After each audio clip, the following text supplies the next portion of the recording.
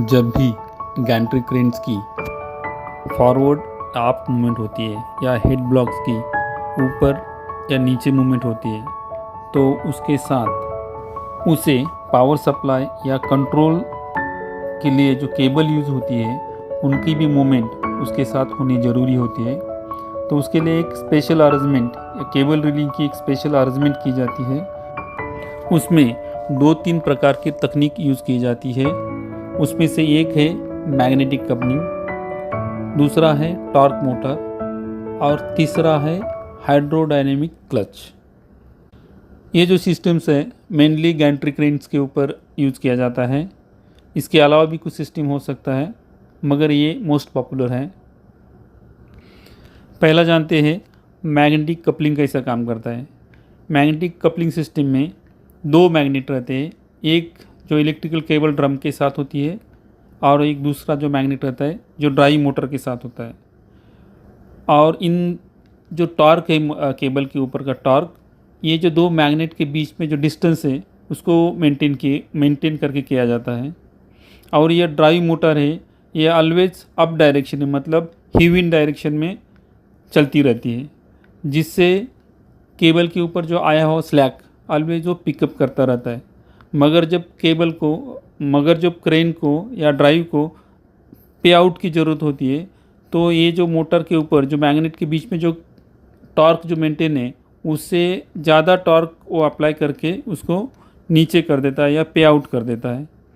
और इस कंडीशन में यदि मतलब जब इसे पावर नहीं होती है तब इसमें anti lock means anti reverse bearing का उपयोग किया रहता है, जिससे जब क्रेन में पावर सप्लाई नहीं होगी तो ड्राइव मोटर चलती नहीं, तो उसे रोकने के लिए एक एंटी रिवर्स बेयरिंग का यूज़ किया जाता है जो इसे स्टैंड इन मतलब पावर ऑफ कंडीशन में इसको स्लैक नहीं होने देता। दूसरा जो सिस्टम है वो है टॉर्क मोटर।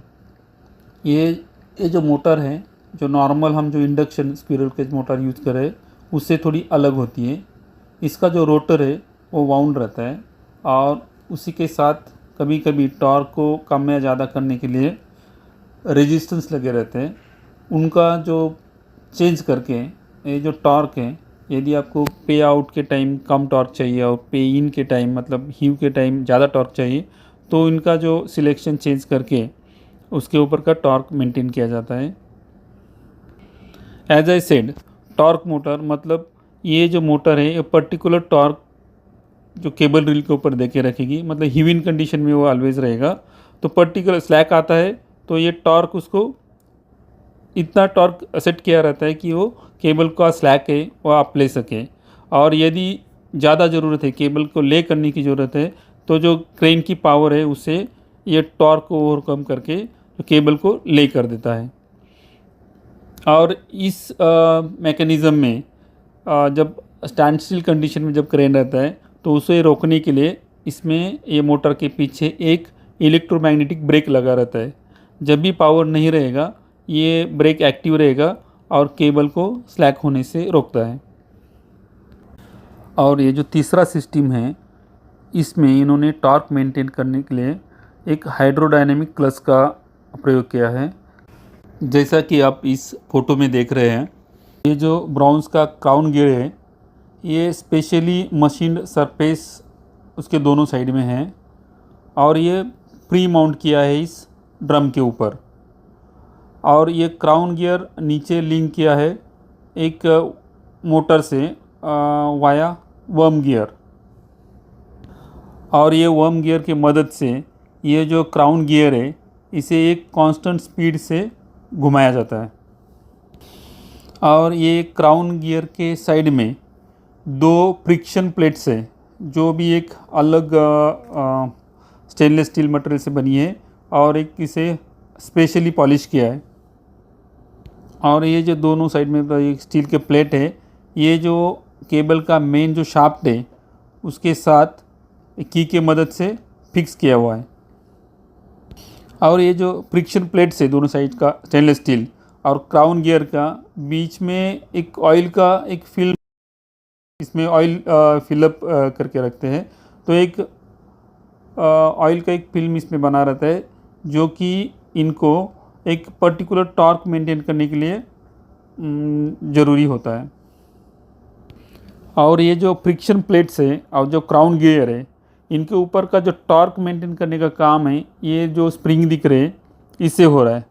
और ये लास्ट वाला जो नट दिख रहा है, ये लास्ट वाले नट से उसको टाइट या स्लैक करके आप ये स्प्रिंग के ऊपर का जो टेंशन है वो कम या ज़्यादा कर सकते हैं, जिससे ये टॉर्क जो यूनिट टॉर्क है ये आप मेंटेन कर सकते हैं, कम या ज़्यादा कर सकते हो। अभी ये गियर बॉक्स ओपन है, आप जो इसके स्लॉट्स है ये देख पा रहे, 4 स्लॉट्स है इसमें। मगर जब ये बंद रहता है तो एक ऊपर 2 यूनिट दिए हुए हैं आपको इसको एडजस्ट करने के लिए, और नट्स टाइप का दिया हुआ है। उसको आप खोल के उसको उल्टा लगा के ये जो स्लॉट है इसमें आप फिक्स कर देते हो, और उसको आप बाद में आप मैनुअली इस केबल ड्रम को आगे पीछे करके इसका जो टॉर्क है आप एडजस्ट कर देते हो। वेदर कंडीशन जब एक्सट्रीम रहेगा, एक्सट्रीम हॉट है, एक्सट्रीम कोल्ड रहेगा, तो इसका थोड़ा बहुत टॉर्क में चेंज आता है। तो कभी कभी केबल ये स्लैक होना चालू कर देता है, या ज़्यादा उसके ऊपर टॉर्क होने से एक ये ड्राइव थोड़ा आवाज़ करने लगता है। तो आप थोड़ा सा टॉर्क इसका कम ज़्यादा कर सकते हो एज़ पर मैनुअल। इस फोटो में आप देख रहे हैं इसका ड्राइव एंड और उसके ऊपर लगी हुई प्लेट, और ये प्लेट आप जब निकाल दोगे तो उसके बाद आप इसका जो वर्म गियर है वो निकाल सकते हो। ये जो टॉर्क यूनिट है जिसमें हाइड्रोडायनेमिक क्लच का प्रयोग किया है, उसे हमें चलाने का, ओपन करके गियर बॉक्स ओपन करके चलाने का मौका मिला। उसका एक वीडियो मैं आपको दिखा रहा हूँ। इसको चलाने के टाइम हमने जो केबल ड्रम है उसे एक जगह पे फिक्स किया है, इसलिए केबल ड्रम नहीं घूम रहा, सिर्फ ब्राउन्स का जो क्राउन गियर है वही घूमते हुए आपको नज़र आएगा। और ये जो क्राउन गियर है उसको घुमाने का काम जो उसके नीचे एक वर्म गियर है जो इसमें दिख नहीं रहा, उससे किया जा रहा है। जो वीडियो आप देख रहे हैं ये है वर्म गियर फिक्सिंग का। वर्म गियर और क्राउन गियर का इधर दूसरा भी एक काम है, वो है स्पीड रिडक्शन।